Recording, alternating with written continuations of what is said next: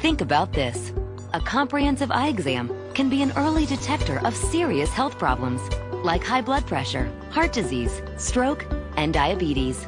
Shouldn't you see your eye doctor yearly? Go to thinkaboutyouryes.com to learn more and for a list of local eye doctors. It could help save more than your vision.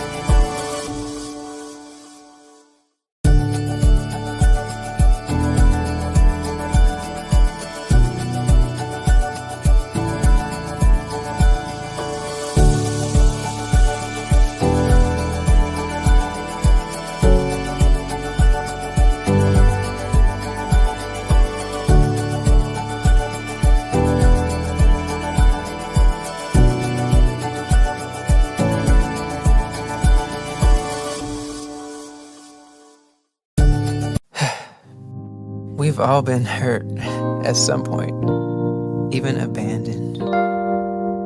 Many of us have done the hurting ourselves. We get to the point where we don't trust anyone, nor do we feel worthy of being loved by anyone. Then there's that one person who just doesn't give up on loving you. Their love is unconditional. Their love stays long enough for you to heal. And then they promise to never leave. That's love you can count on. God's love.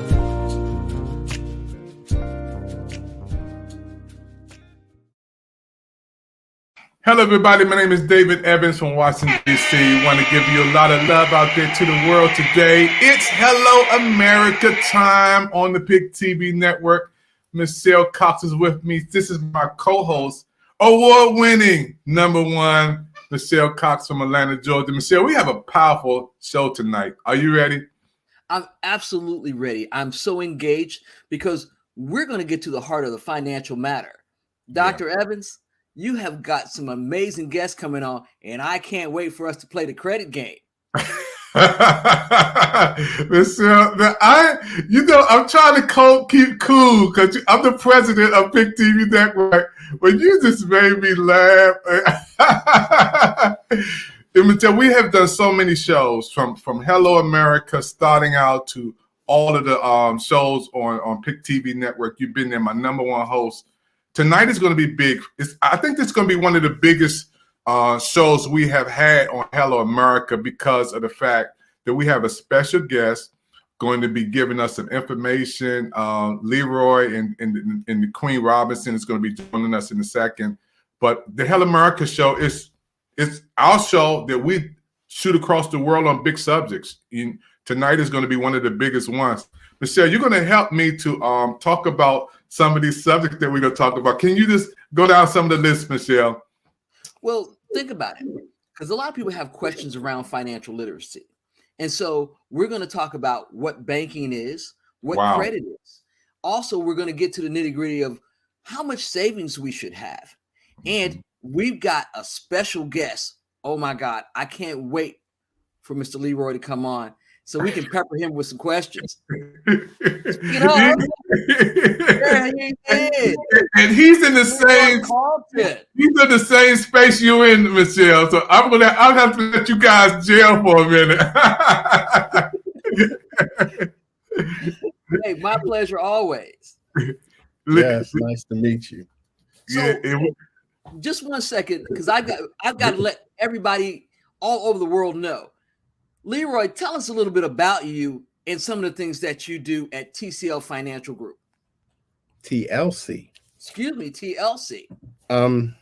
What I do is pretty much I focus on middle class people who are usually overlooked by the financial industry. And what I mean by that, companies like Charles Schwab and T. Rowe Price, Edward Jones, these are companies that don't focus on the working family, you know, and I feel as though working families deserves to build wealth just as much as people that got money. So that's one of the things that we focus on. We show people how to build wealth through life insurance and eliminate the banks. And securities like annuities and 401ks and stuff like that, we focus on a lot of stuff like that for low income families. And don't get me wrong, we don't neglect the people with the money either, but that is our focus, and mainly military, because I am prior military. So that's a lot. Well, thank you so very much for your service, sir. I'm also military. And we're glad that you're focusing on family. Now we have another wonderful guest, Miss Adrienne Robinson. Yeah. Give her 1 second. Make sure you get you some water because we don't want you choking. Nothing about that. She will be okay. Let's get right into this interview today, Michelle. Let's get right into it. Let's talk about what is money and bank lending, and let's get right into it, Leroy. You're our expert tonight. What is money and bank lending? Well, I mean, people tend to look at money from different aspects. Money is a means to an end. And what I mean by that is you have to have money to make certain things happen. Some people look at it as, you know, if I don't have money, I can't do nothing. If I don't have money, I can't pay my bills. If I don't have money, I can't go on a summer vacation or whatever it is. But for me, money's means to an end, because whatever goals you may have in life, you're going to need some type of money to make that happen. So if you are not familiar with what's been happening in the past couple of weeks, and I'll throw this out there, the bank collapse in Silicon Valley. And if you're not tracking, the bank collapse in New York City. So for those people that have money in the banks, they are panicking like crazy, because now everybody is taking their money out and they're wondering what I'm going to do with my money. So I hope that kind of answer your question. Okay, well, let's go a little bit further, because you're talking about money in the bank. What about the FDIC? What about the insurance on the money? How secure are our funds? Well, that depends on the FDIC. Now, the FDIC only going to cover up to $250,000 of money that's in the bank. But just imagine if you got more in there.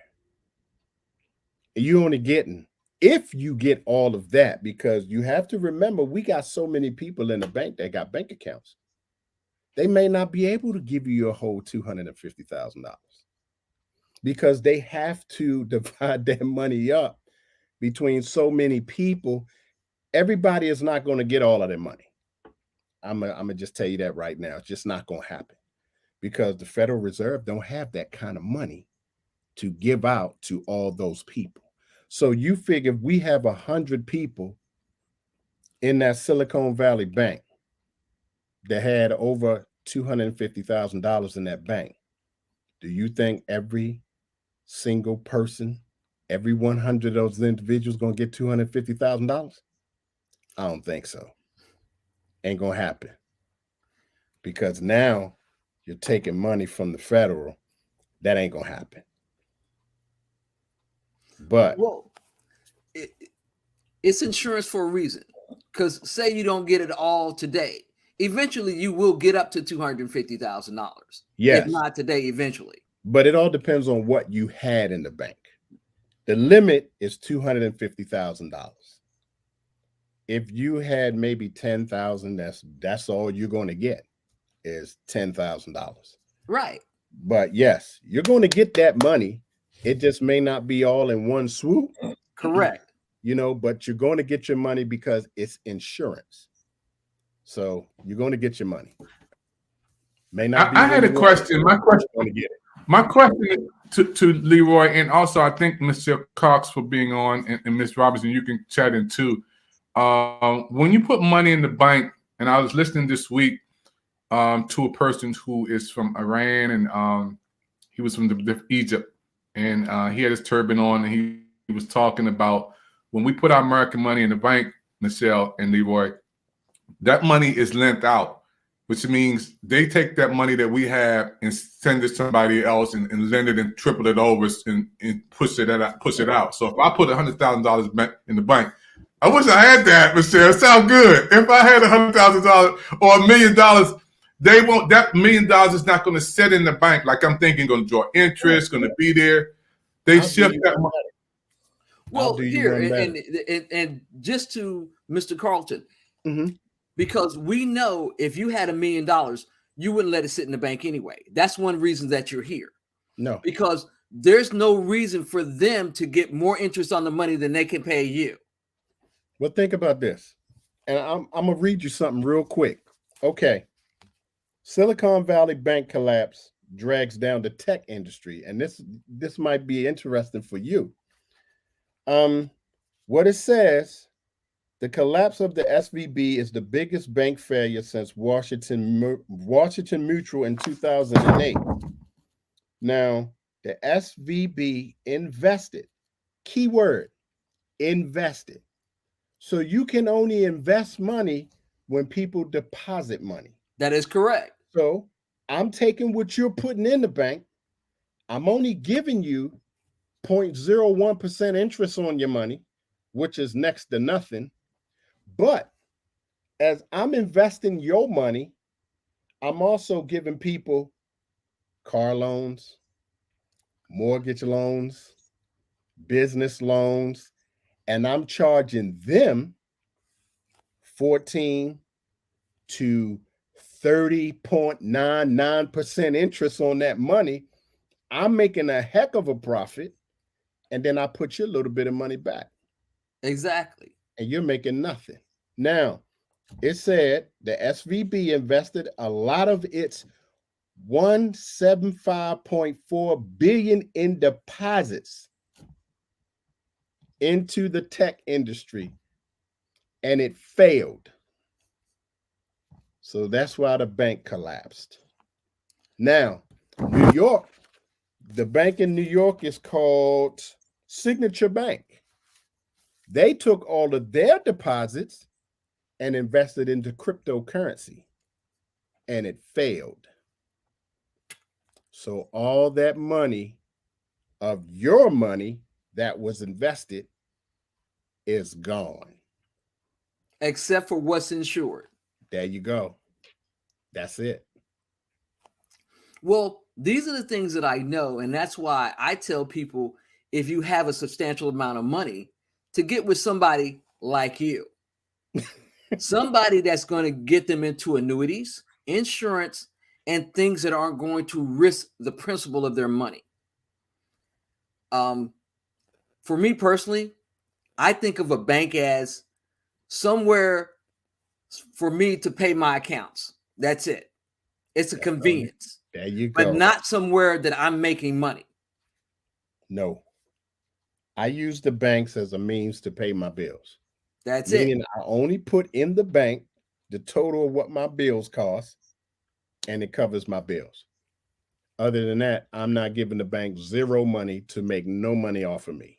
Michelle, and I want to come in for a minute, Michelle and Leroy. and Miss Robinson is down there also. Michelle, because we can talk about anything. You know, we can go back 100 years. Let's go back to us as African Americans. Okay. And let's go back to our brothers and sisters who started the bank. Were Black people allowed to have accounts when it first started? And give me a definition of when this whole thing kicked off, Michelle. Okay, so because this is one of the things I talked about, and this is one of the books that I had talked to you about, Dr. Evans, and it was Black wealth and Black banking. Now, Black people weren't allowed to have accounts. They weren't allowed to go into agreements because we were seen as 3/5 human. Now, once we started a bank, the bank that was started for us, the Freedmen Bank, was run by a white person. Mm-hmm. They actually took all the money that people had saved because they were like, well, as Black folks, we need to be thrifty with our money. We need to save. We need to pull ourselves by our own bootstraps. That's what they said. So they started a bank. It's like, well, you need to be able to have bank accounts. You need to be able to do this, that, and the other to move in the financial sector. But instead of a Black person running the bank, they put a white guy over the back. He lent money to everybody except for Black people and absconded with all the money. All their wealth gone like this. And they didn't have insurance. There was no FDIC. So for a long time, Black people didn't even believe in banking. You got people like, say, my grandmother, my great-grandmother. We put our money in the jar between the mattress, you know, with the shotgun by the bed, because no, we've been through that. We're not going back to where we trusted these people. The bank, supposed to have been our Freedmen's Bank, and they absconded with all our money. Mm-hmm. Michelle, stop right there for a minute, because my father, John H. Evans, before he passed away, he had money under the mattress, in the glove compartment, in his shoes. My father had money everywhere. They had Riggs National Bank at that time, but he had money. And Michelle, now it's coming back. Just say that one more time, a little bit slower, so everybody out there. Why did our ancestors stash that money like that? They stashed it because when a bank was established for Black people, they said we needed to make sure that we knew how to handle our money. We were thrifty with our money. We could open savings accounts in order to get into the financial sector. But that bank was overseen by a white man, by a white board. That man took that money, lent it out to all these white businesses, and absconded with the rest, leaving all the savings, everything that they took was gone. And there was no FDIC at the time. So these people lost everything, which is why so many Black folks then did not get into the banking system anymore, because they're like, you burn me once, shame on you. Burn me twice, shame on me. So Michelle, where do we get this Black Wall Street? Educate us on that for a minute. Leroy, can you jump in? The Black Wall Street. Well, in Tulsa, Oklahoma, and there's more than one. There were over 200 Black communities that had uplifted themselves. They were like, okay, we're going to share. They were doing more than sharecrop. The lands they were bought. People came back from the military. They pooled their money together and resources because at the time it was segregated. So they went on to have Black bankers, Black lawyers, Black doctors, Black teachers, Black professionals that were integrated in our society.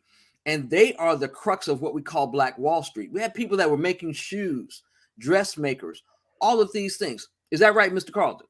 That is exactly right. And I think me and Dr. Evans, we did a show on Black Wall Street.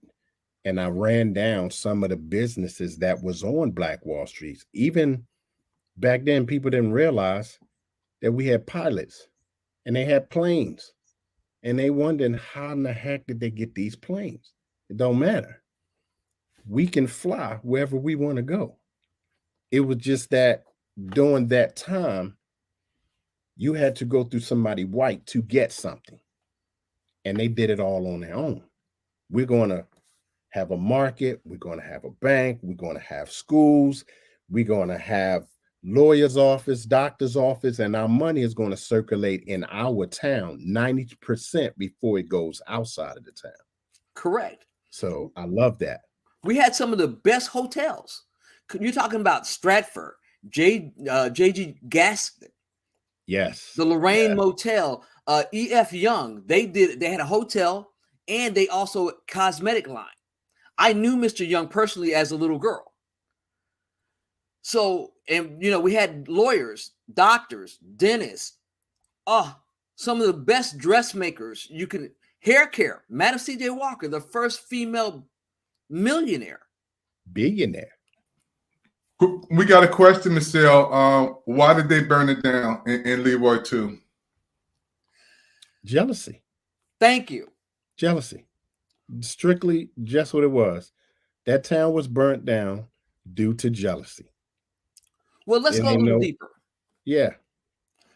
Number one, I don't know if anybody has seen this. If you haven't, there is a movie called The Banker, starring Samuel Jackson and Anthony Mackie. Mm-hmm. Good movie. And number one, for a long time as slaves, we didn't have rights. Then people don't realize before 1865, Black men actually had the right to vote. Not everywhere, but in certain states. Mm-hmm. But because we were rising to prominence and power, and because of white supremacy, the fact that white people don't think that Black people should be smarter than them at any time, these are the problems that we had. And I'm not talking about all white people. I'm talking about people that systemically wanted to keep us down because they had been used to getting free labor. So they had to make us inconsequential. But if we're smart, we're business minded, then that makes them look like, well, what have you been telling us about Black people or Black folks all these years? It has to be a lie.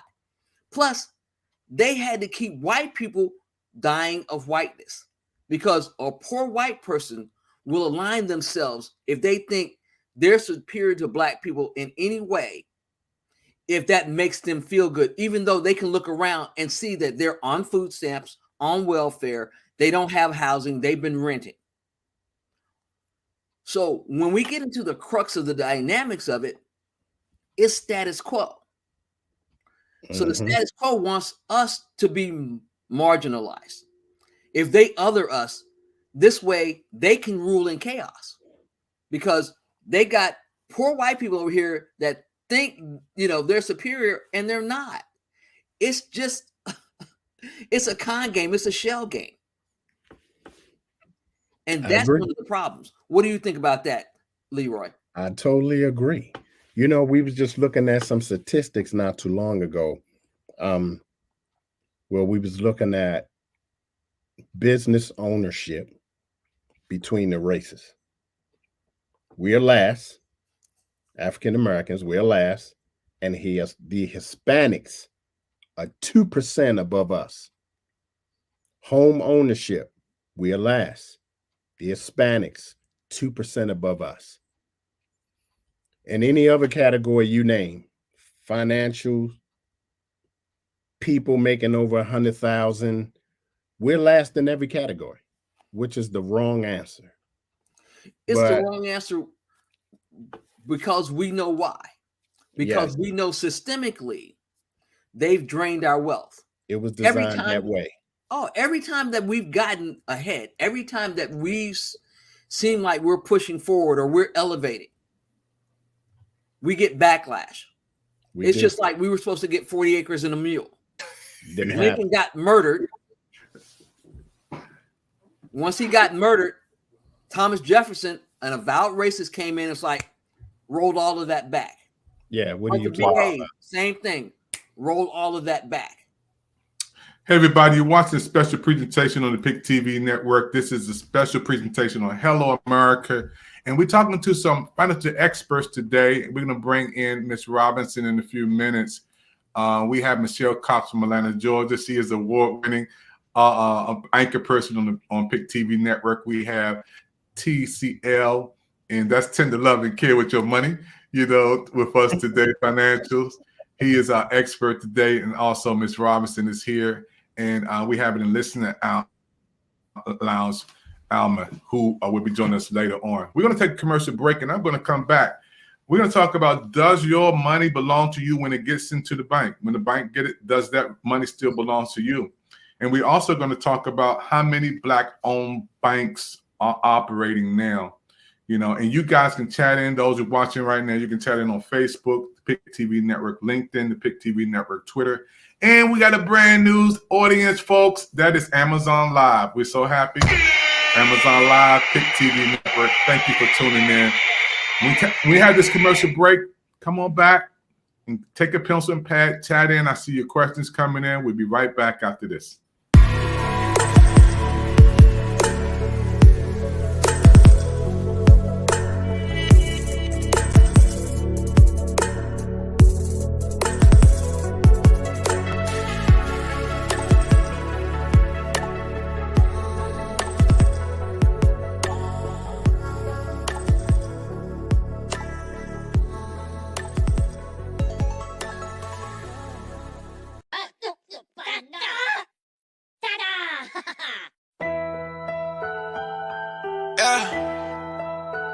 It's the biggest. You know, so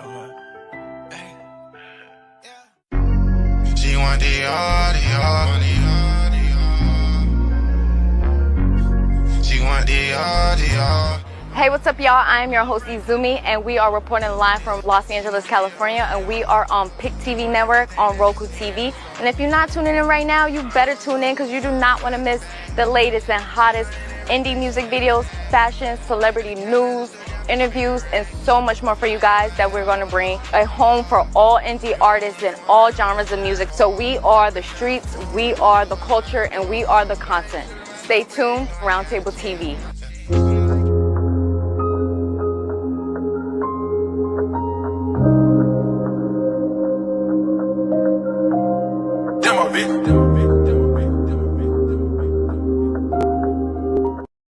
Hey everybody, we're back here on the Pick TV Network, Hello America, and we are here with our co-host from Atlanta, Georgia, which is Michelle Cox. We're going to bring in Leroy and also Miss Robinson. Michelle, this is hot. You know, we have so many topics we talked about, and I'm getting educated into the banking world by Leroy and Miss Robinson. Michelle, there's so many people watching us right now from all over the world on Hello America, and they have money in the bank, you know, and we want to ask Leroy, does that money belong to you when you put it in the bank, Leroy? It belongs to you until you take it out. I mean, once you put your money in there, that money belongs to the bank. And they're going to do what they want to do with that money until you come in and take it out.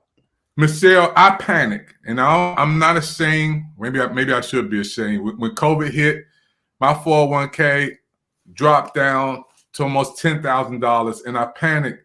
I took it out, Michelle. Somebody said you should have left it in there. It's coming back. But when I seen it going like a bathtub with water with the plug going out, I was like, I can't do this. But Michelle, was that the right thing to do? You know, sometimes you just like when the gas thing happened and people were siphoning the gas, you said, ride it out. Everything gonna be all right. Or people standing in lines. I know this is a different subject, folks, but I want Michelle to comment on this. You said just wait until things settle down. But was that the right thing to do? Is COVID, Michelle? Everybody's panicking. I took mine out and I put it into another format. Okay, well, if you put it into, say, a Roth IRA or somewhere else, that's fine. But just to take it out and you're not getting any return on investment, that wouldn't have been the best thing to do. It's like, I have money in stocks. I have investments. Right now, you just have to ride the wave. They are long-term. You have long-term and short-term investments. The thing about it is to watch the market, see what's going on. Also, you have to make sure you're doing the proper research, and part of that research is making sure that whatever company, you're watching their financials. You're seeing what they're doing on the back end. If you see trouble, then yes, it would be time for you to divest and go somewhere else. But there are other means, and that's why Leroy's here today. Leroy, say you got scared in the market and you wanted to move your 401k. What would you do? I would take that 401k and move it into an annuity. And I have a lot of people that do that. I have a lot of clients that'll take their money out of a 401k. So before you go into that, I want you to explain what an annuity is, how it benefits, and is it a long or short-term gain? Well, the company that I deal with called Athene. Athene has a long-term deal for those people that just want to put money away and let it grow. And you have short-term deals. You have like a 5-year package and a 7-year package. Then you have a 10-year package and a 15-year package. What an annuity does for the client, it is mainly based on the investments in the stock market. And let's just say S&P 500, New York Stock Exchange, the Euro Stock Exchange, whatever you have your money slotted in this annuity, this will make you money during the process of how long you keep it in that annuity. Also, it is not taxed unless you take something out of it, just like the 401k. But this money is not taxed like the 401k. I think for the 401k, it's like a 20% tax hit if you take your money out before the time. With an annuity, for each year that you have your money in there, there's a certain percentage that will come out if you decide to take money out of your annuity. So I usually tell people, if you're going to put money into an annuity, just leave it. Just act like you don't have it or you don't need it, whatever the case may be, just ignore it. And it's not a tax hit. Now, because you said that, and I know a little bit about annuities. So I have friends that have annuities, but they have like millions and millions of dollars. Mm-hmm. And what they do is they don't take it out, but they get disbursements on the interest. Yes, you can. And sometimes they roll it back in, and sometimes they use it to live on. Is that some of what you're talking about today? Yes, you have people allocate their money. So when their annuity make money, instead of taking that money and having that money sent to them, they have it reallocated back into the annuity. So their money is constantly making money. So that's exactly what I'm talking about. Now, banks do that, don't they? It depends on the bank. Now, the banks that I deal with don't do that. They don't do that because the money that they're making off of your money, they're keeping. It's a profit for the bank, not you. So when you're getting this 0.01% interest, and I think for Bank of America, 0.01, for Wells Fargo, I think it's 0.02. It's a company called Salem Bank in Connecticut. That's 0.03. That's still nothing compared to the profit they're making off of your money. So when you hear about these bank collapses, it's because, and I think people see it now, all the investments that these companies are making, they're making from your money.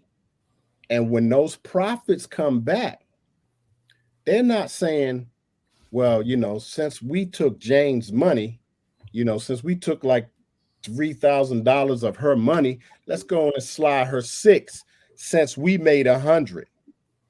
Let's go ahead and slide her $6,000. No, let's put her $3,000 back. Let her keep getting that 0.01 interest, and we gonna take all of this profit, put it in the bank. Now, when I tell people the best way to cut the middleman is this thing called infinite banking. Now, to give you a good example, I have a life insurance policy through Nationwide. I pay my premium every month. Whatever the stocks does, I make money. If the stocks lose, I lose nothing. So my wife wanted a car. Her favorite car is a Porsche Panamera. I went to my life insurance policy. I took a loan out for the amount that the car is. I went to the person with the money in hand and I negotiated a deal for the car. I actually paid less than what the car was. Now, didn't finance nothing, but I sat down and calculated that if I had to finance this car, how much would it have been for me to pay for this car every month? It came to like $325 or something like that a month. So I'm taking $325 and I'm paying myself back. The car's paid for, wife's happy, no finance charges, no nothing. And I'm paying myself back with $325 a month. I got a question. I got a question, Leroy, for a minute. I got a question. Yeah, I got a question for you, Leroy, and I don't want you to laugh. Why do they call it life insurance and wait till you die, to try to spend it? You say life insurance, but it's and then you got to die for somebody else to use it. Well, here's the thing, and here's what people don't understand, and here's what they don't tell you. Life insurance is just what it states. Life. Not when you die, life. So how you set your life insurance policy up, it's going to build tax-free cash accumulation. And while it's building all of that cash accumulation, all of that money is tax-free. The IRS cannot tax a life insurance policy. So when you hear Donald Trump talking about he ain't paid taxes in over 20-something years, it's because every dime that he has is tied up in a life insurance policy. Don't hate the player, hate the game. So whenever he needs money, when he wants to buy a building or if he wants to buy a business, he just take it out of his life insurance policy, buy the company, and he's good. He ain't paying no taxes. And people don't understand that. So that's how you do it. It's called infinite banking.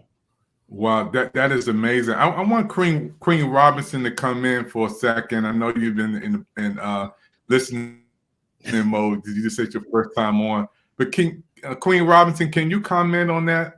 You feel the same thing when it comes to life insurance?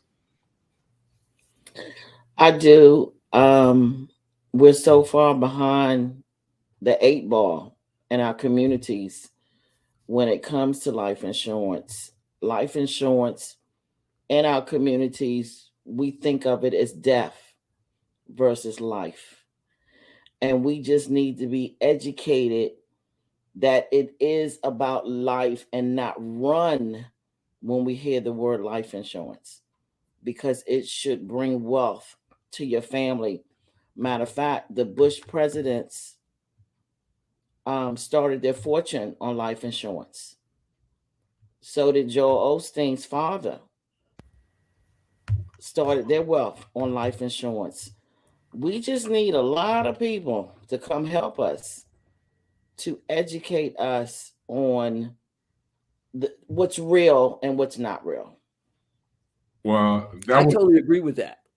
I do too. Well, the thing about it is, and because he was talking about annuities, a lot of people don't know what annuities is. Like, I have a whole life annuity. I know that if you, as a parent, a young parent, if you get a whole life annuity for your child, when your child gets ready to go to college, your child's going to be set. We're only talking about $50 to $100 a month because it's going to continue to grow and grow and grow and grow. They can go to college for nothing because you will already have the funds that you need. I'll do you one better. I have 4 grandkids. My youngest grandson, named Sincere, is 2 years old. He just turned 2. By the time he is 30 years of age, he will have $1.5 million sitting in a life insurance policy to do whatever he want to do.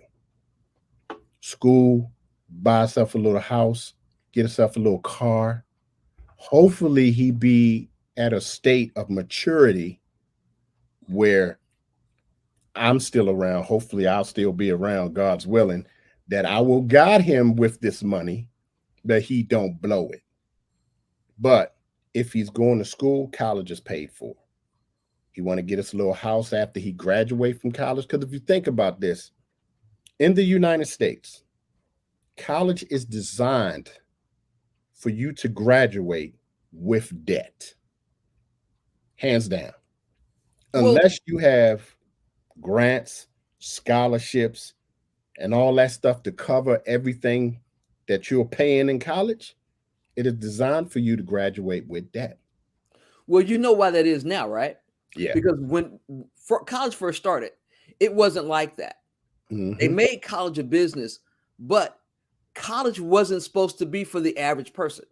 Right. It was only supposed to be for the wealthy. We were supposed to still be serfs or slaves or working under someone, and they never wanted us educated, because what's more dangerous? An educated black person. An educated person, period. That's a problem that we have with poor white people that aren't educated, because the rules that they fell for is that, okay, I'm white. That makes me superior because I'm white. But they're still poor. They're still on welfare. They're still living in dilapidated housing. And all they have is the systemic mindset of that they're better than someone when they're not. And they, more than anyone, and poor blacks need to be educated, because it will bring them out of this lack mentality and out of being ruled under chaos, because that's what people do. They have us fighting against each other. I remember when white folks versus white people we were working together. We were making our communities together. But people that didn't want us to come together made sure that didn't happen. Yes, I totally agree. And my whole thing with finances, it's education. Yeah. It's an education aspect. And reading. Yeah. I read any and everything I can get my hands on that has anything to do with finances. And I'll send books to my team or anybody that's willing to listen, because you know what they say. You want to hide something, put it in the book. Yeah. That used to be true, because we all know now that black women are some of the most educated.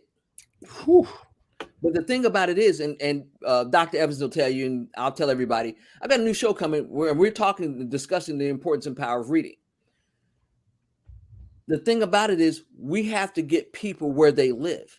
And a lot of times it's simple baby steps, because it's not like people don't want to read.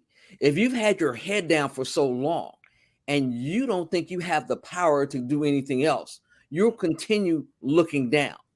When you finally look up at the sun and you realize that you have not only purpose, but power, it's totally different. And a lot of people haven't got there. We have to get them there. And I'm with you 100%. I was telling Dr. Evans about my vision. What is the one place that black people in our community go to all the time? It's the church. This is one place that we all go for peace, praise God, say our prayers, whatever we need to do. But one place that we go is the church. So my vision was to go to the head of the church, which is the pastor, the reverend, the bishop, whatever, talk to him about educating his congregation and getting these people to the point of where their money is working for them. If this happens, people will give more to the church can give more to the community, and it's a never-ending cycle. And that's just my vision. That's just my vision. There's nothing wrong with that vision. It's going to happen. The other part of it is we have to get out of this whole mindset of lack. Yes. Because fear will not make money. It surely won't. And I'm going to say that to everybody again. Fear does not make money. What you need to do, instead of buying the latest sneakers, buying cars that you cannot afford, that you have to finance, is work on, number one, having the minimal amounts of money that you need to have around. And Leroy, how much money should people have for emergencies right now? How much? How many months? At least 6 months. At least 6 months. And I would usually say up to $6,000, $1,000 a month. But you need to have at least 6 months of an emergency fund set to the side in case of anything that happens your car break down, the hot water heater goes up, whatever the case may be. At least 6 months. If you can do more, that's even better, because I show people with their budget how you can set up an emergency fund on just what you're making. I think a lot of people don't buy life insurance. One, because they really don't know what a life insurance policy can actually do for you. And two, they tend to think they cannot afford it. But when I tell people, when I'm sitting with a client and I tell them, because the first thing they want to know is, how are you getting paid if I buy this policy? My money don't come from you. I make nothing off of you. When they hear that, now their mind is open, because they like, well, okay, if he ain't getting no money from me, how's he getting paid? Because the people that I attach you to, let's say Nationwide, if I attach you to Nationwide, Nationwide is paying me, not you, because I'm bringing them business. So why not take the money from them? Now, I'm telling you everything that this policy can do for you, and how it will benefit your family. And even if your time should come and you have to go meet the Lord, how it's still going to impact your family when you're gone. Because people don't understand the importance of generational wealth. I never had that from my father, because he only knew the extent of finances from his dad. My grandfather has 16 kids. So all he knew was buy groceries so they can eat and pay the bills so we have a house. And my dad was the same way. Hey, you got groceries in the house, the bills are paid, don't ask me for nothing. That was his extent of his financial education. But for me, I was always intrigued to know, what is the stock market? Why is everybody buying this stock? What is it going to do for you if I buy that stock? I was always intrigued with that. So I wanted to learn it. I wanted to know more. I wanted to know how to read the stocks. When you open up the newspaper and you're looking at all those numbers, what does that mean? But people would look at them numbers and close the paper up and throw it to the side and grab the sports section. No, that's not me. I want to know what those numbers mean, how I'll benefit from those numbers. And now I want to educate the masses on all of that. Because if you don't know, you're only hurting yourself. Exactly. Well, it's the same thing with my parents. I was a pretty smart kid. I remember when Chrysler fell to 50 cents a share. I remember that. I ran home because I read it in the USA Today. Remember that. I bought some of them shares. Well, no, because I was too young to buy shares, because you had to be at least 18. I wasn't of age. I ran home. I said, Mom and Dad, I need you guys to go and borrow $2,000 and buy 4,000 shares of Chrysler. And my daddy was like, we don't do that kind of stuff. That's not stuff we do. And my mother though, she's like, tell me your argument. She's like, tell me why you would want us to do that. I said, it's going to hurt a little bit, but only for a little while. I said, think about it. We're military people. Mm-hmm. Chrysler, Jeep, Dodge, AMC are all tied to the military. Yes, they are. There's no way that they're going to retool and get rid of all that equipment. They can't. It will put the military, and I'm talking about all branches, in a financial strain. That's right. So the government's going to save them. Now, when my father got ready to fully retire after military in his job in 1987, Chrysler stock had went from 50 cents a share to $87.38. At 4,000 shares. Exactly. You're talking about over $250,000. Free, literally done. All the things that he ever wanted to do, he could have done from $2,000. Yeah. But again, sometimes we need to listen to young people, because they have some things that they're watching that we're not. They're using some technologies that we're not. Mm-hmm. People call me young old all the time because I'm always on top of technology. That's right. But young people, a lot of times we discount or disvalidate some of the things that they say. We need to really open up our eyes and listen. So young folks, if you're out there listening to this broadcast, Get with mom, dad, grandma, grandpa, auntie, uncle. That's right. And help them to understand stocks, crypto, Bitcoin, all the rest of that. Help them understand what annuities are. Yeah. Because your future is depending on it. That's right. And I don't know if you remember when the Texaco stock dropped because they had that huge oil spill. Mm-hmm. Mm-hmm. See, when that happened, I only bought 20 shares. Wow. And I kick myself in the butt about that all the time. But a good friend of mine named Warren Wynn, Asian guy from the Philippines, he bought 400 shares of Texaco. And he sat there and he watched them numbers drop and he was just buying it up. Now I'm sure he's probably somewhere on an island somewhere with a cigar, just sitting back with his feet up, smiling. I bought 20 shares. 20 shares. Why? Because didn't know no better. But I kicked myself in the butt about that all the time. Hey, folks, we're watching the Pick TV Network Hello America presentation right now. We're going to take a commercial break and come right back. We're going to get into the credit aspect of our conversation when we come back. And I'm going to ask our panel again. I was listening to one of the great minds of this great, I think one of the greatest minds of all. I don't like to push people's names out, but he was talking about the 5 major problems that Black people have. Number 1, miseducation. Number 2, mass incarceration.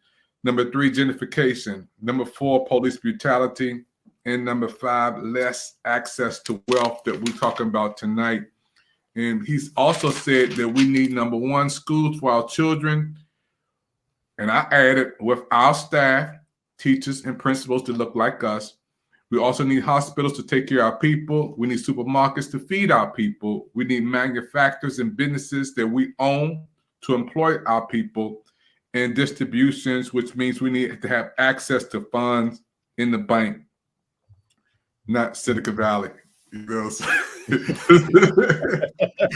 Michelle is going to tackle a lot of these things because coming from Mississippi, I'm from Washington, D.C., the nation's capital. I'll put the White House up in a minute. But she came from Mississippi. She knows about when we're talking about miseducation.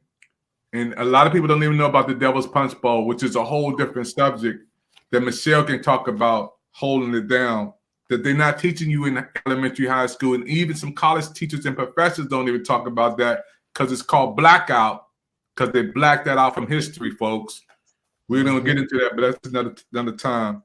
But mass incarceration is real. Gentrification is real, Michelle.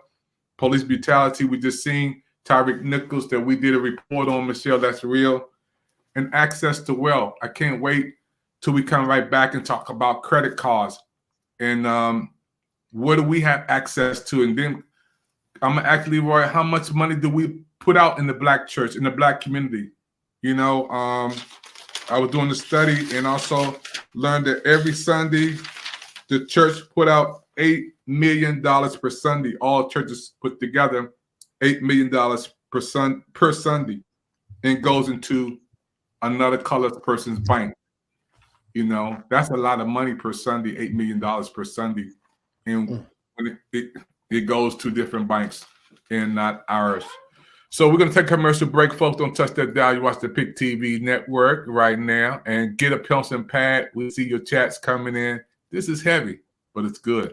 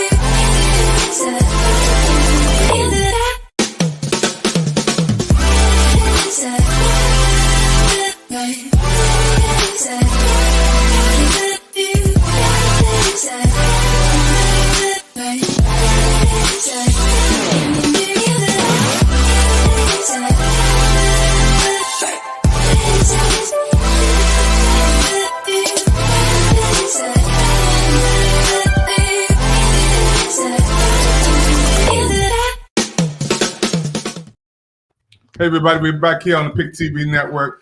I want to go into a little talk with Michelle, and we'll bring our guest back up in a second. Michelle, again, because you are a co-host of Pick TV Network, an anchor person, award-winning person from Mississippi. When we're talking about these 5 areas, and I know it's a whole different subject that we're going to talk about in the future, miseducation. You're from Mississippi. A lot of people don't know about the Devil's Punch Bowl. And when the Confederate Army surrounded and 20,000 Black people were killed coming out of slavery. Actually, let me make the correction. I want to make the correction right now. The Union Army had actually taken over, and the Union Army had gathered up over 100,000 people. And we're talking about an area right outside of Natchez Trace. And what they did was they made these people, they literally worked them to death, made them dig their own graves. Because once the Union took them over, they handed them back over to the dead Confederacy. They were like, well, what are we going to do with all these people? They're like, we don't want them to be free. We'd rather them be dead. And that's what they started doing. And so there's a whole mass grave out there of former slaves in Mississippi called the Devil's Punch Bowl. Michelle, I've been teaching. I taught them in high school. I taught in college. I grew up in the DC public school system. Not in one book, not in all my life, Michelle, up until maybe 3 years ago, I was doing some research on YouTube. I heard about this. This is miseducation. It's called blackout to me, and I'm writing a book on that. It's blacked out of our history. I don't know. Let me bring up Leroy for a minute. Leroy, have you ever heard of the Devil's Punch Bowl? Yeah, I've heard of it. Let me ask Miss Robinson. Miss Robinson, have you ever heard of it? No. Queen Robinson? No. Well, Michelle, talk about it, please. Well, it's even more than that. There's no history of the Tulsa Race Massacre. There's no history of Elaine, Arkansas. Rosewood, the only reason people know about that is because of the movie, but everybody didn't attend the movie. People don't know that Black people hold over 50,000 patents. We've invented some of everything. So while we talk about a blackout and the blackout is real, the other part of it is we need to now educate our kids. We need to now make sure that they know this information. Because the one thing about integration, it's more not integration, but assimilation. They want you to learn European history, French history, anything but Black history, except for little minor occurrences, because no one even is talking about Dr. Martin Luther King. This guy authored over 7 books. Community or Chaos, Where Do We Go From Here is one of them. Strength to Love is another one. And he also, we talk about I Have a Dream, but no one talks about him talking about the check that America owes us, the check that we need to cash. And he always talked about reparations, but they always downplayed that. He's always said that we need to be economically viable. But all he's ever known for is I have a dream. Well, his dream was for us for equality. And we still, that dream is not realized. That's the check that he was speaking of, that we need America to cash. Yeah, I love his speech on 40 Acres in the Mule. For those who've never heard that speech, go look it up. He talks about that in depth, how America has reneged on the 40 Acres and the Mule. And I love that speech because he goes in. And like she was saying, all you hear is that I Have a Dream speech and him in DC giving this speech, and that ain't the only speech he gave. That's right. He has so many speeches that he gave that you never even hear about, that people just need to, people need to listen to him. Even when he on the pulpit, and that's when he's at his best. He's on the pulpit. And people need to hear this. Well, I grew up with Medgar Evers. and his brother Charlie Everett, and they always spoke of financial equality. Something that here's the deal. And this is good. It's not even funny, but it's realistic. We had a cab company. We had a white cab company and a black cab company. Well, there was a line of demarcation. When we talk about lines of demarcation, we're talking about a line drawn around black properties where black people couldn't even get loans for properties. Okay. And they call that a red line. And that red line, you can't see it on the ground. But if you go to the bank and they're like, I want to buy a property here. Oh, no, you can't buy a property here because this is a white area. And or I want to buy a property in a black. Or no, we don't lend to people in black areas. That was red line. So when you took a taxi, the taxi company is like, where are you going? East End, West End, or red line? That's how much or how significant red line was. And I heard that my whole life. And I was like, why do they call it red line? Because I never saw a red line. And so I asked Dr. Young, I was like, I asked Charles Young, his father, why is that a red line? He says, that's where the line stops where we can go. If you notice, if you try to go, and I grew up in Meridian, Mississippi, you try to go down Grandview Avenue, you can buy property. Now, I'll tell you how serious this is. When my father had gotten to retire, he wanted to buy a house. There was a house on that side of the line, across red line. It's literally 3 blocks from where my mom's old house is. They would not let him buy that property. They made every excuse. That property sat on the market for another 6 months. They would not let us get that property because it was crossed the red line. Wow. And that's the reason why today, speaking of Dr. King, watch this.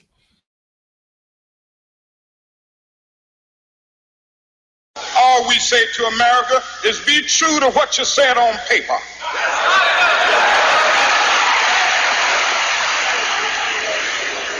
If I lived in China or even Russia or any totalitarian country, maybe I could understand some of these illegal injunctions. Maybe I could understand the denial of certain basic First Amendment privileges because they haven't committed themselves to that over there. But somewhere I read of the freedom of assembly. Somewhere I read of the freedom of speech. Somewhere I read of the freedom of press. Somewhere I read that the greatness of America is the right to protest far right.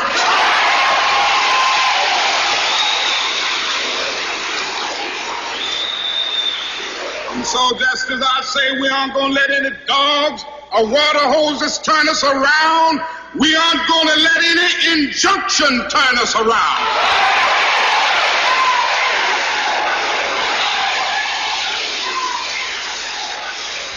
Well, I don't know what will happen now. We've got some difficult days ahead. But it really doesn't matter with me now because I've been to the mountaintop. I don't mind. Like anybody, I would like to live a long life. Longevity has its place. But I'm not concerned about that now. I just want to do God's will. And He's allowed me to go up to the mountain. And I've looked over and I've seen the promised land. I may not get there with you, but I want you to know tonight that we as a people will get to the promised land.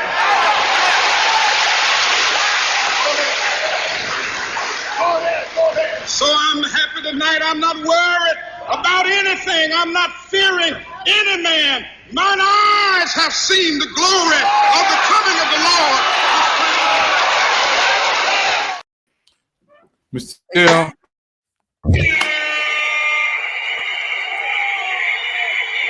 It still runs chills to my body when I see him putting his life on the line, Michelle. No egos. He was not doing it for self-glory or political gain. He was just trying to fight for the people. and help the people as we're stating tonight. Who's standing up today, Michelle? Who's standing up today, Michelle, for quality education, for mass incarceration, for gentrification, police brutality, and wealth like we have, Brother Carlton, tonight? Because when I look out into the world, I see so much going on, Michelle, but I don't see a leader out there standing up for us that we all rallying behind. You know, it seems as though... Because I'm going to stop you right there.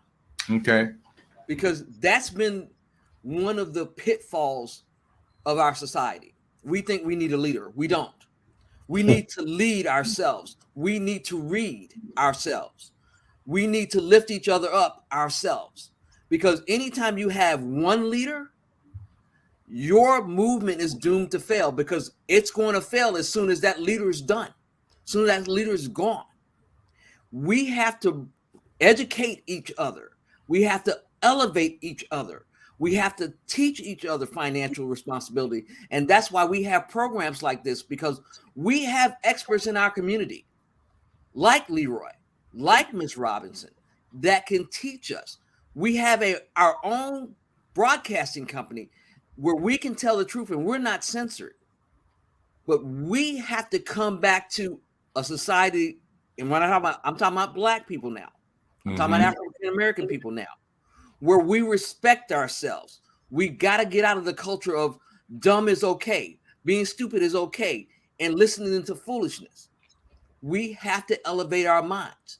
We have to pick up books. We have to learn our history, because if we don't learn this history, we're doomed to repeat slavery. Trust me, they're working on ways to bring it back. Mississippi has already told you. Recently, they have 2 court systems, one for white, one for Black. Jim Crow 2.0 is here. Yes, Folks, it is. wake up and see the realization of what's going on. I totally agree. So I think that's one of our biggest failures. We see what's going on and we're not reacting. We're just sitting back, letting it happen, which is, we can't do that. Not today. We can't do that. If we want to continue, and here's the thing, I think we as a people can become one of the most powerful races on this planet if we unite and work together. No one can stop it. Well, think about it. They just found 320 metric tons of gold in Uganda. That means Uganda now has the world standard for gold, which is a standard, right? What's going to happen in Uganda? Well, what do you think is going to happen? People are going to try to recolonize. It's not going to happen today, though, because them folks not playing over there. We have to come to the realization of, once we come into power, or any kind of power, we need to make sure that we elevate everybody. There can't be the talented 10th. We did that before. It didn't work. We have to bring everyone with us for this to be successful. And but I want to go back to one thing, Michelle, because me and you got a debate on this. I believe, Dr. King, we do need more leaders like Dr. King. I believe we do need people to stand up on the front line. I respect what you said about us standing up and being for ourselves, but what about today's date? We have a president, and you know who was in there before he was, and you were totally against what he did. You know, so I'm saying, when we have leaders in position, because I believe when the righteous are in authority, the people rejoice. When the wicked in authority, the people mourn. I believe righteousness exalts a nation, sin is the reproach to any people. When a theocracy happens, we have to rally behind Moses because God is using him. So I want you to define that, because I believe we do need leaders. I'm a leader. You're a leader. So define that. It's more than one person, because when we say leaders, guess what happens every time we appoint leaders or people are appointed leaders? People go after that person to try to bring them down. Let's think about what Satan does when we talk about clergy people. This is something close to you. You know, as a member of clergy, that you're always going to be fighting battles because your people, your congregants are looking at you. But as soon as you have a failure, you lose 25% or you lose 50%. Yeah. That's why we have to co-lead. When I say co-lead, everybody has to be responsible. Everybody has to be accountable. I'm not saying not have leaders. I'm saying that you've got to have so many people ingrained and moving in the same direction that when one person goes, we don't lose the momentum like we did when Dr. King left, like we did when JFK got shot, like we did when all these other leaders were murdered. Everybody has to step up to the plate. This has to be a community effort. And when I say community, I'm talking about the total community, not just the fringes, not just the 10%, not just the 20%. I'm talking about it's going to take a commitment from all of us. And I think that's where we lost and lost a little bit on this, Michelle. And I want to bring you in. When we were growing up, we knew everybody in that block. Because we talked about this, Michelle, reconnecting the generation. Miss Drummond, Miss Draper, Mr. Horak, we knew Mr. Brown, everybody in that block. I knew my phone number 202-462-7457 30 years ago because we were a community. We had unity. I don't even know the people I'm living in my community now, Michelle. We don't even know each other. You know, and let's talk about this for 1 second because I know we got to move on. The gentrification. I wrote down Martin Luther King Avenue today, Michelle. Martin Luther King Avenue today, which at our time there was more people like this on Martin Luther King chilling and hanging out, and kids and adults and stuff. Nobody. Homeland Security is over there. You know why, right? Because we didn't have a choice. We were segregated. So even if you were upper crust black, you still had to live in the black enclave. They had black people that lived in mansions and this, that, and the other. They didn't live close to poorer people, but they were accessible. Now that's not that way. But that doesn't mean that we don't have strength. The question is what are you doing with the resources? Now, here's the deal. It's good that we have some separation. I'm not talking about integration. I'm talking about some separation because that way the news can travel to other places. Because if all black people were in, say, the Southeast region, right? What do you think would happen when we start to really rise up? When they start to see us gain wealth, us educate our kids? Because one of the best schools in Mississippi is a private black school. White folks got mad because we had a school that was excelling and theirs weren't. And they're looking at the education system and they're wondering, well, why is this school excelling? And they're not even part of our education system. Because the people in power want to keep us stupid. There you go. If we're educated and we know how to make money, how banking goes, the financial picture, how to create wealth, then they can't dupe us. But as long as they can keep us fighting, keep us divided, feed us stupidity as far as programming, this is what we'll have. That's why we can't get into who's going to be the leader. There's always going to be leaders. There are going to be some people that are going to shine. They're going to be exponentially better than everybody else. But everybody has to get into the mode of being accountable. We have to go back to self-accountability and self-actualization. Think about the Black Panthers. Think about all the stuff that they were doing. And I totally agree with everything you just said, because if you think about it, we're never going to have leaders like we had back during the civil rights time. Malcolm X, Medgar Evers, Martin Luther King, Marcus Garvey. We're never going to have leaders like that no more. So you have to take it upon yourself, hold yourself accountable, like I do. My only goal is to educate every single person on finances, because I know nothing works without finances. Nothing. I don't care what you do, where you go.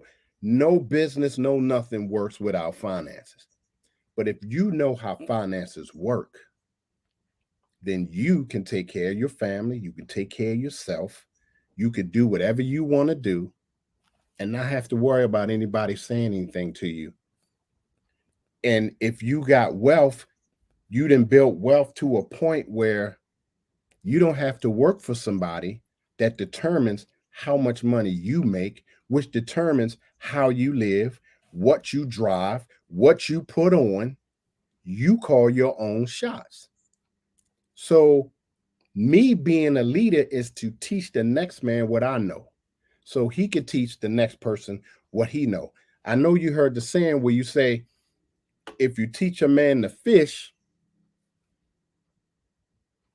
that's what we got. Lifetime. And me being a leader, you being a leader, Dr. Evans being a leader, Miss Robinson being a leader, and we all make a line. So if one drop, we still marching forward. Somebody pick that person up, get that person back on the line. And that's how it's got to work today. And I'm no one person. We need people. I love it. And that broadens the scope, because again, if we move into ownership, because this is what I want to go into before we close this segment. I believe when we had schools and we were out, I had 90% African Americans teaching me. I went back to my high school at Cardozo 4 years ago. There is maybe 2% African Americans. What does that do, Michelle? We go to the hospitals down, and I don't want to say names because I don't want to put names out there, but they're full, especially during COVID, and put them downstairs where you know who is. Then we go to supermarkets. Michelle, we talked about this, the deserts. Why do they, when we go get something to eat, the first thing you see up there is, I can't say the names of these things because Michelle, sugar, salt, everything runs out, blood pressure's up, everything, they give us heart disease, that's right. All of these things are there for us in our community. And I'm seeing, it's so sad, Michelle. There was a person on television, and he said, or radio, or via TV, he said, you see this $20 bill? And he was from a different background. He said, you will never see it. He said, because this only will circulate in our race. It will only go with us. You won't see this money. This will only stay around in our community. And I'm saying, Michelle, and we're going to get into this credit thing in a second. Why is it, brother Leroy and Michelle, this only circulates in theirs? I never seen on all my life, and I love Chinese food, I never seen us behind the counter serving the shrimp fried rice, the mumbo sauce, the fried wings, you know, what's the name of the other ones, Michelle? Put the duck sauce on. The duck sauce, the shrimp rolls, egg rolls, shrimp fried rice, no main. They had the little kids back there, Michelle. They had their little kids back there taking the money, swiping the stuff. I went to one place around 15 years ago, and I was like, order some Chinese food, shrimp fried rice, egg roll, mumbo sauce, and some wings. And it cost like $11.29. The lady said, okay. I said, I only got $11.20. She said, well, bring back the 9 cents. I said, okay. She said, well, give me your wallet. Give me your driver's license. I said, what? Yeah, give me your license, and till you bring back the 9 cents. To the penny. I said, no, keep your food. Don't even worry about that. Michelle, it's something going on when we, of other different nationalities, and you guys talking about what's happening here in China, you still can't go to certain places. You still can't go to the rest and live in that community. What's up with this, Michelle? And how does it circulate, Leroy, out of our community and goes everywhere else? And we never even... Let me throw this at you. There's a guy named R.V. Singh, Indian guy. I love him because when he talks, he tells it. Now, he said he comes from India. He comes to the States. And India teach their people, when you come here, you already coming here with a business mind that you're going to start a company. He said when he came to the States, his dad was a worker, his mom was a worker. And he thought if he go to school, get a good GPA, then his GPA will determine the type of money he will make. And he come to learn real quick. Going through college, he went through law school, passed the bar. He went to medical school, became a doctor. And he said everything that he learned going through school told him, I'm teaching you to be an employee. When he said he never practiced law, he passed the bar, never practiced law, because he was told, you're going to go work for this firm. He wasn't told, now that you're a lawyer, open your own firm. When he did his medical stuff, okay, you're going to go over here and work for this hospital and do your residency there. He wasn't told to start his own practice. And he was like, why are we taught to become employees and not taught to become business owners, entrepreneurs? Why are we not given that information? So when you sit back, and I'll use me as an example. I served 30 years in the military. Upon getting out of the military, it was my goal to start this company, because my only aspect was to teach my people about finances. Because when I look at all the homeless vets, which there should be none, if you didn't gave your life to the United States, why isn't the government making it so there is no homeless veterans? I feel the lowest ranking person in the military should be making at least $80,000 to $90,000 a year. But you only make that kind of money depending on the rank. So the officers make more than the enlisted. So my goal was, okay, if that's the case, if you're going to make the military a career, let me show you what to do with your money. Don't put your money in no TSP. That's garbage. All they doing is robbing you. Example, I wanted my money out of the TSP. I had to go through tooth and nail, cutting ropes and everything else to get my money. And then in order to do that, I had to take a tax hit.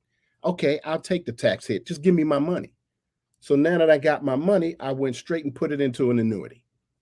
So when you retire from the military, which a lot of people do, when they retire, they have nothing to fall back on. If you ain't got a job lined up, working for somebody, what are you going to do? You still got bills you need to pay, all of this. So once I retired, I didn't need to work because I had funds, but if it wasn't for my wife being a doctor, she kind of took hold of everything until we got everything going the way we needed it to go. But just think of all the people that don't have that gets out of the military and have nothing to fall back on. Why?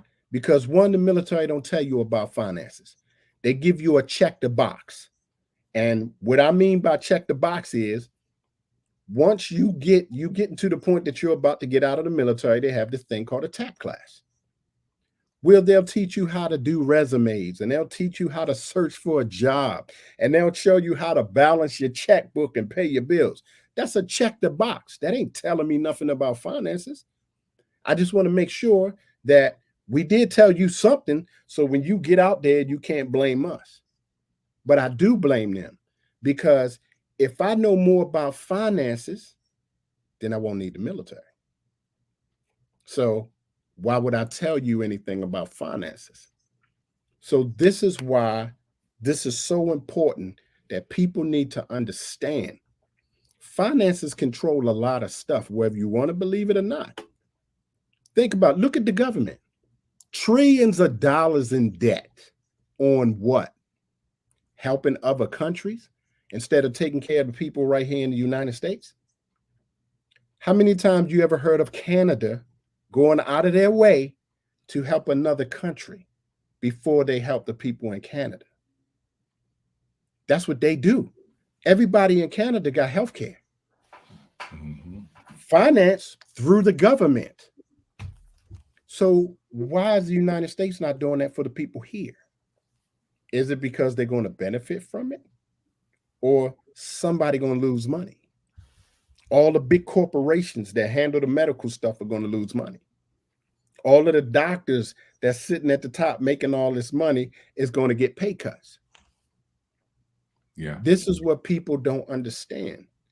And so me telling a person about finances, soon as I say I'm a financial advisor, I get the deer in the headlights look. Mm-hmm. Oh my goodness, you do what?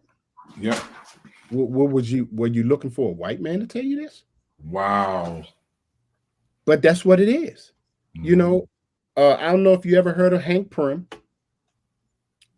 He is one of 7 Black scientists in the United States, and he's from Philadelphia. Every year he does, just before the school year starts, he does a science fair for the kids, and he buys books, paper, pens, pencils, everything that the kids need for the school year. The thing is, you have to come to his science fair, and you have to listen to the, you know, all the little stuff and tricks he do with science.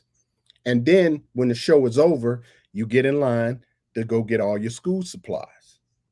Well, my wife and I set up a booth. Now, we know majority of the people that's coming to this are coming from the hood. Understand that. So we have our booth. You got to hit us before you get to the books. So the people would stop. We give them information.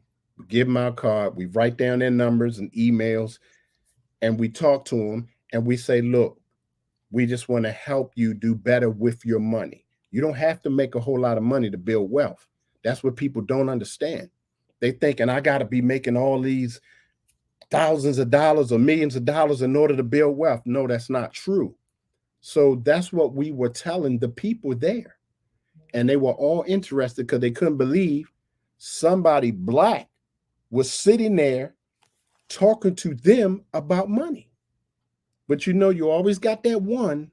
You always got that one that comes up. Now I'm sitting here and me and my wife is talking to this lady that's 70 years old. And she said, I know it's kind of too late for me to really do something. And I was like, no, how you figure that? It's never too late. Warren Buffett ain't start making money till he was 55 years of age. So it is never too late. Then this one dude comes up and he says to me, and this is, it just burns me up every time I think about it, but he says to me, what credentials do you have that I should listen to you? Wow.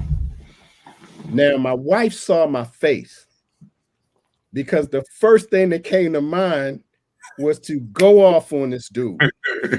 My wife put her hand on my shoulder and she saw it in my face. I took a deep breath and I said, listen, brother, I served 30 years in the military. I have a master's degree in information systems and network and securities. Wow. I have a master's degree in business logistics. I own my own company. I work for no one. Who do you work for? Mm-hmm. I guess you do got credentials. I said, is it because I'm not a white man sitting here giving you this information? Because if it was coming from a white man, you wouldn't have questioned his credentials. Mm-hmm. So that's one of our biggest problems, because to my people, I'm a sellout because I no longer live in the hood. But if I'm making money to take care of my family, why would I stay in the hood? I want my family to be in a place where they can prosper and grow. Yeah. Isn't that what we're supposed to do? That's what the Rockefellers been doing for years. And they're still one of the richest families in the United States today. And they did it all through life insurance. So why are we not doing that? Same thing. Yeah. Why are we not doing that? Generational wealth. Yeah. That's what it's all about.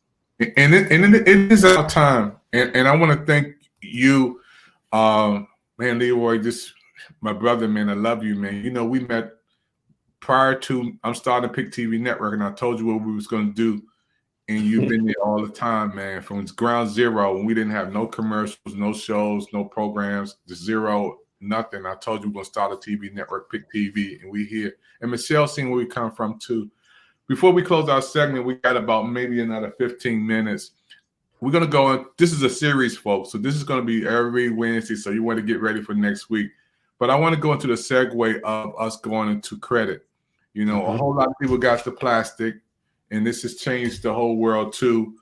We're going to take a brief break. We're going to talk about some questions that we already been asking about credit. And one is somebody said, what is the difference between a commercial bank and credit unions?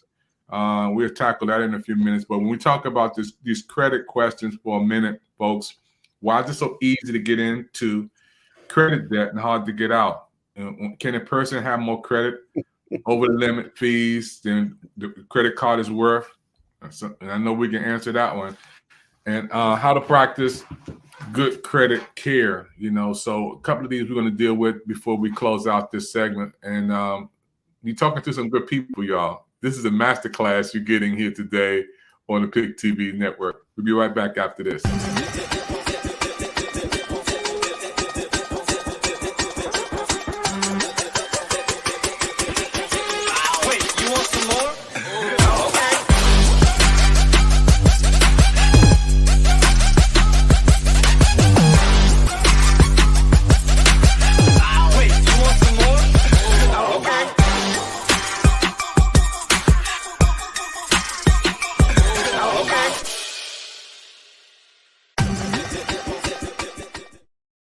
Hey everybody, we're here back at the Pick TV network. We have a big hot show going on right now. Michelle, I want to bring you up for a minute along with our king tonight. We're going to talk about credit for a minute. My first credit card, my second credit card maxed out because I didn't know what to do with it. I was just in college. I got a credit card. I didn't know anything about late fees and overdrafts and all of this stuff. And I was just like, I was just in my 20s, you know, yeah. And it's a sad thing because you got to have good credit before you have bad credit. And those who are watching right now, I can't wait to hear from these two great people that I love so much, Michelle Cox, Atlanta, Georgia, and from the king today of TCL Financials about credit cards, late fees, overdrafts. And I'm finding out today that if you got a young person or you got somebody who never had a card, you've been approved. One time, Michelle, this man was just playing around. He put his dog in there and said, "You've been approved." He put his dog name in and said, "You've been approved." I mean, so let's talk about this for a minute before we close and get ready for next week's segment. Credit cards. What in the world? This whole world just went crazy. Is it really a loan, Michelle? Oh, no, it's more than a loan. It's debt. It's straight up to the gate debt. Because the thing about it is, when you start, you don't have any credit.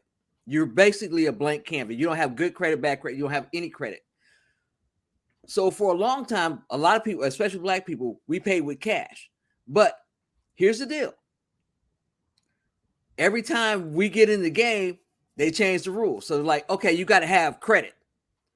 So we're like, oh, we're going to send you this credit card. But we're not reading the fine print. The fine print is, oh, this credit card interest is 29.99, 30%, da-da-da-da.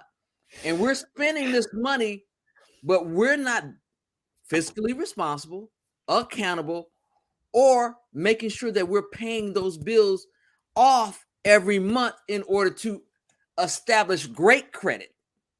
Because, you know, I remember when I didn't have any credit, I did everything by cash. Went to buy a car. They're like, well, you can't buy a car because you don't have credit.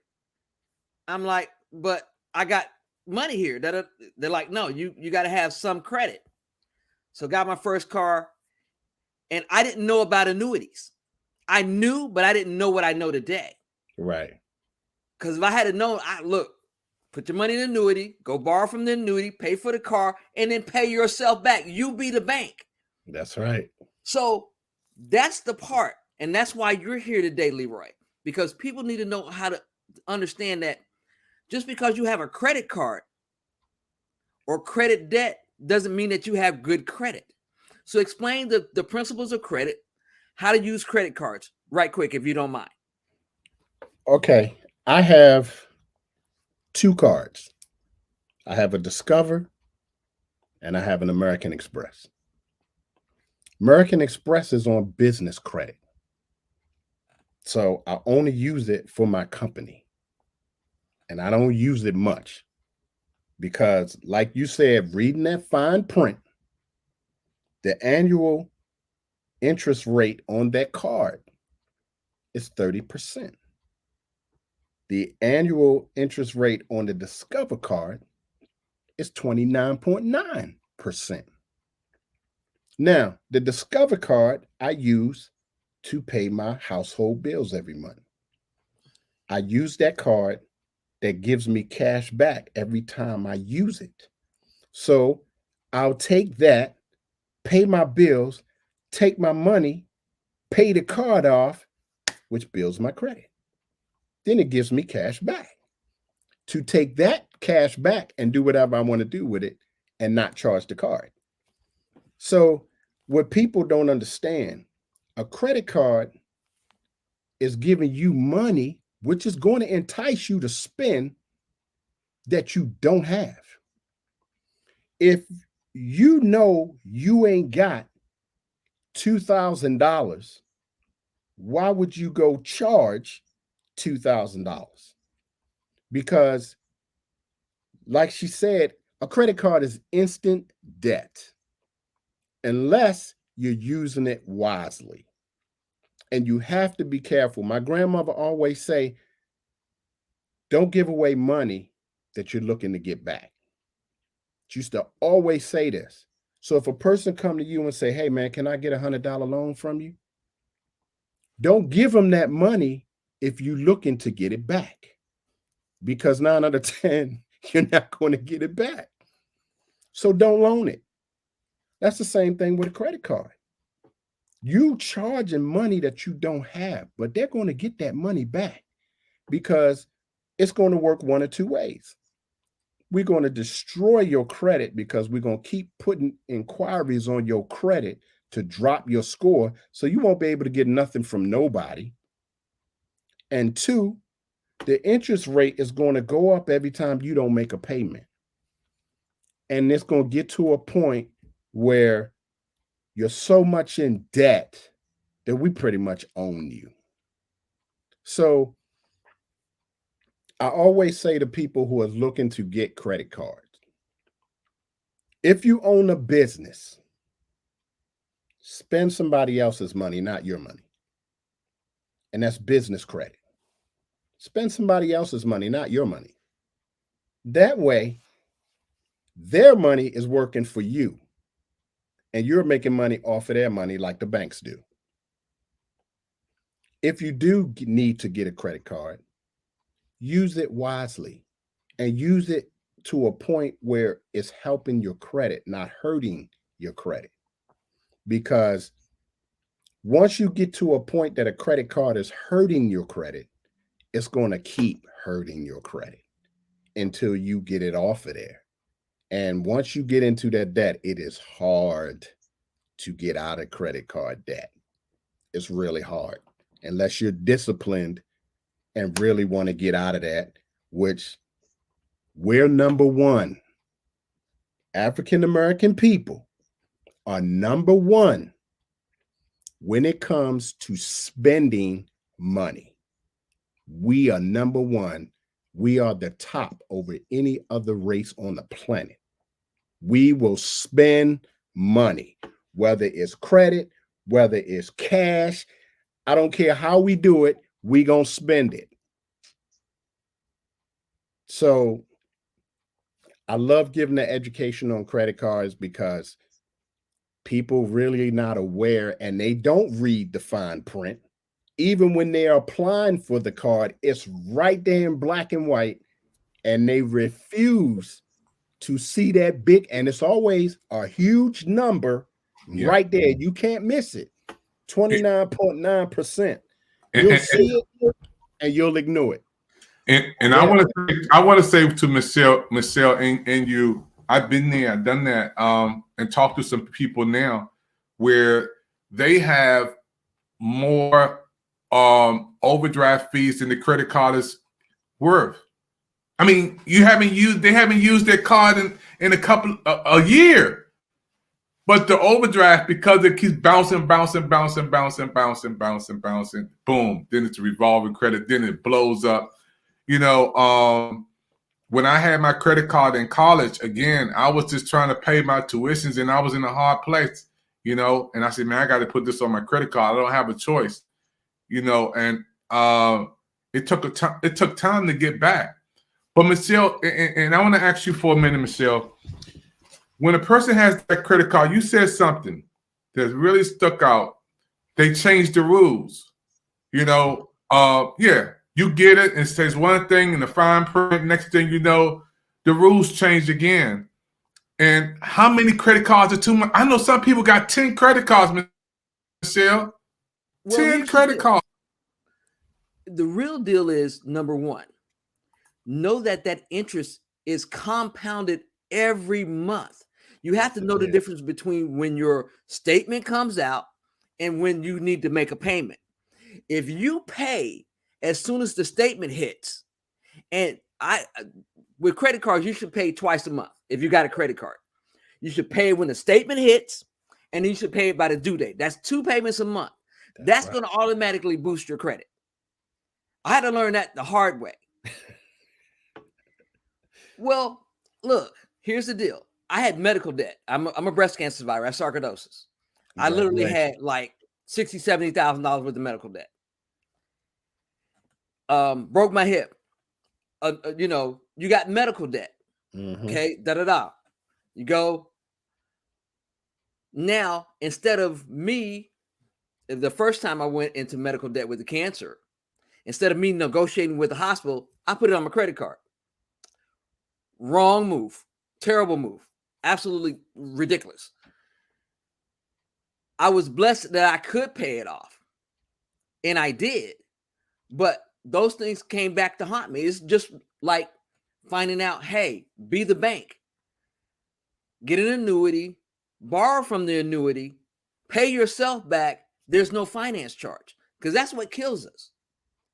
I remember when I got really good credit, that seven some change credit, 754 credit, and I went to buy a car. I went to Ford. They're like, you have phenomenal credit. You know what my credit rate was? 0.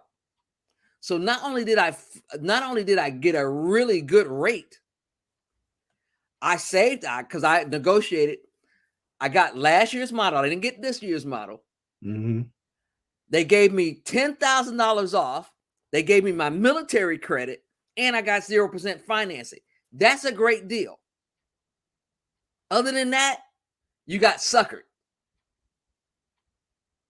That's why we need to teach our kids when they go to college. Yeah, it hurts because you see your friends going to get pizza. You see your friends going to get a burger. I tell everybody, you in college, do like I did. I shined shoes. I worked at McDonald's. I had a job. That's right. I didn't have a credit card. I didn't get a credit card until I was fully grown. Because I watched my parents do the peonage thing. And black people got caught up in that a lot. You go to the finance company and you get money to get furniture. And this was before they were telling you what the interest rate was. Mm-hmm. And I see my parents struggling, 6 kids. They're like, well, y'all need somewhere to sleep. We need a little furniture. But not knowing people that my mom or dad will go down and pay. And then all of a sudden that payment comes up missing. Well, they don't do that today. Today, you have to stay on top of your responsibility. You have to be fiscally responsible, and you have to be accountable all the time. That means everybody's got one of these little devices. Everybody got a phone. Yes, they do. Phones have calendars. mark on your calendar your due date of your statement date and the date that you need to pay. Pay money as soon as the statement hits, make a payment. Then, as soon as the due date, make another payment. If you split all those payments, what it's going to do is it's going to signal the credit card company, these people are fiscally responsible. They'll give you more credit. Doesn't mean you have to use all the credit. That's the other part of it. And I got hip to this because there's a little guy out there. He's been using his cards to pay all his monthly bills. Every month he pays them off. Every month he's getting cash back. Yep. Dr. Evans, do you realize as a business owner, because I was using Sam's Club, the business card, right? Mm-hmm. Paying it off. I got over $1,000 back last year. That was mine. Wow. So the little membership fee they charged me for it, no problem. Took that out of there. I had all the money that I spent for Christmas didn't come out of my pocket. It came from my cash back. Mm-hmm. But they got a little dude out there. He's so cold. He been doing all of that, and he got enough cash back to buy him a new car. Wow. Wow. And people don't understand how important that is. He was paying the cash back card on the statement date and then paying it off on the due date every month. And think about this. He's chopping them. Think about this. I think dude got last year like $40,000. Wow. Wow. I'm amazed. Here's a little trick that I'll just throw out to the people. Sam's Club. You mentioned Sam's Club. I went to Sam's Club and I opened up a Sam's Club business account. Right? I kept that account for like 30 days. Then I went back into Sam's Club and said, hey, I want to apply for the business MasterCard. Okay. I got approved for $25,000. Now, I don't use it, but that's business credit. That's money that Sam's Club is giving my company to use at my leisure. So, and people need to understand there's your personal credit and then there's your business credit. It's two different things. Okay. I don't use nothing on my business credit. Everything I use is on my business credit. I don't use nothing on my personal credit. So people need to understand the difference between the two. And that's another thing that I help people with, helping you get your credit on track. Because if your score is 500, 400, in that rim, even 600 in that rim, people will not look at you. They'd be like, nah, you need to do more. You need to do more. Now, if you up in the 700s, that's a great thing. My goal was to at least get to 800. I've yet to get there, but I'm working on it. But I'm in the 700s. I'm like 740. So if you can, and it took some time to get my credit there because I had done a lot of stuff, like Dr. Evans said, in college, in the military. I did a lot of stupid stuff when it comes to credit. So, you know, one thing that I did do, when I joined the military, I wanted a car. Because, you know, that's the first thing a recruit do. Once they get out of boot camp and they get that money, go get me a car. Well, my attitude was, if I can't get the car I want, I'm not getting a car. So I would catch the bus. I would catch a cab. But I would save that money until I was able to get what I want. My first car was a 1999 BMW 325 IS. And I saved all my money to get that car. And my friends laugh. Oh, you catching the bus? You in the cab? Yeah, you laughing. But they weren't laughing when they saw that car. Yeah. Because I had enough money to darn near pay it off. So my payments was nothing. So what did that do? I would double up on the payments. That increased my credit. And I want to jump in for a second. I want to jump in for a second, and this is great information. Folks, you're watching the PIC TV Network Hello America presentation. This is a series that was coming on every Wednesday at 8 p.m. Michelle, I'm doing the history of the credit cards. I'm doing the history. And it says, after Diners Club issued the first charge credit in 1950, a payment card began evolving into what is known as the credit card today. In 1958, American Express Company jumped into the payment card scene and launched the first credit card, American Express. Michelle, Queen Michelle, King Leroy, we only have 10 more minutes and we really want to end at 9. Was it meant for us? Was it meant for us, Michelle? No. Talk about it, Michelle. Not only was it not meant for us, because let's think about it. Diners Club, American Express, Carte Blanche, all of those were not meant for us. Because you got to remember, when that came out, we were still in segregation. We still legally in a whole lot of states couldn't even enter into contracts because we were still under Jim Crow rules. Yep. So that wasn't available to us. The only way that you could get American Express back then as a black person, you had to be a doctor with your own practice or a lawyer, and you had to have somebody vouch for you. And when I say somebody, I don't mean another black person. Somebody in the white community to vouch for you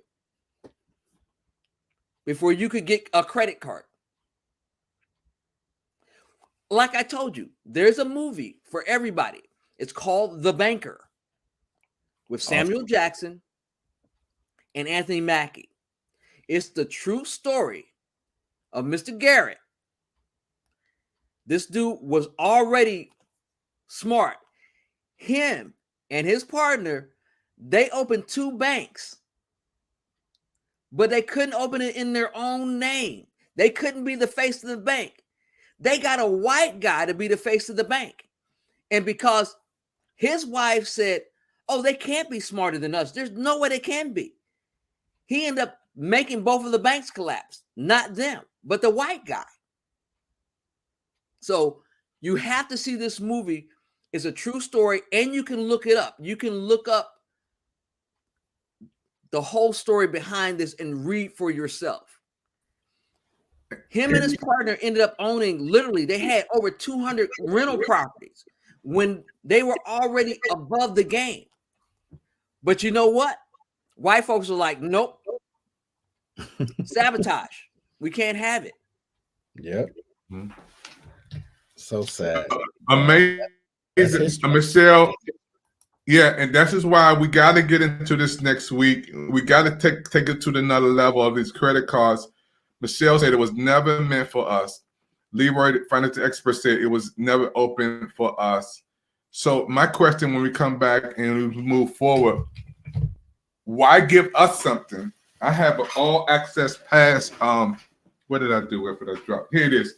The all-access pass, Michelle. All access. Why would you give me this and you bring me into the room and I don't know the rules? Why would you even offer that to me and get me in there and I'm not prepared? I'm just getting it and I'm just going crazy. Because I make money when you're in debt. You always owe me. I own you. This is the new slavery is economic. Yes, I will keep you working till you die because you're in a prison of want. Not that you need this stuff. You're in a prison. Oh, I saw so-and-so got this. I'm going to go get it. Without consciously thinking about what you're doing. Without consciously thinking about what am I going to leave my kids? What am I going to leave my grandkids? What am I going to leave my great-grandkids?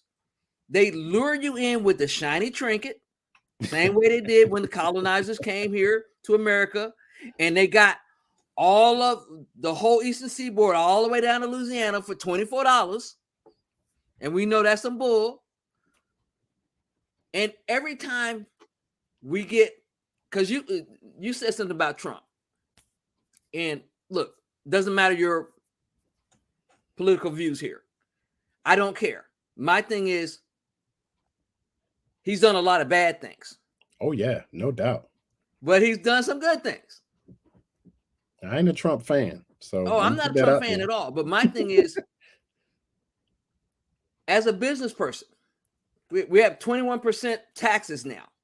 The lowest tax rate of everybody. Because if you got $1 million, a regular person got $1 million right now, your taxes on $1 million is 40%. As one person, unless hit him with the goods, Mr. Leroy. What do you do if you get $1 million? Put in a life insurance policy. Thank you. Wow. And it's why? Untaxed. Tell them why. Because you cannot tax a life insurance policy. Thank you. And what else can you do once your money is in that annuity? You can have that money reallocated back into the annuity, and you can take money out of that annuity to do whatever you want and pay yourself back. Cut out the middleman, which is the bank.